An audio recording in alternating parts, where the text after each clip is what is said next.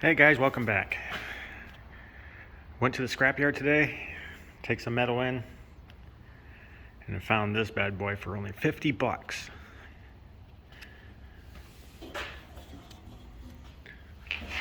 Only needs tires.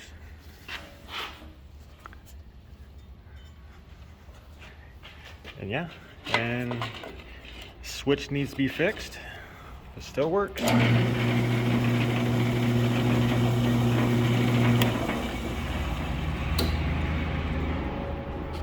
Pretty excited about getting this.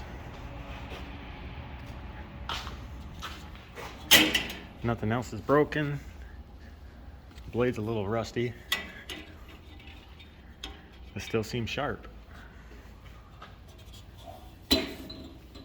Doesn't look like it's missing anything, except for maybe the miter.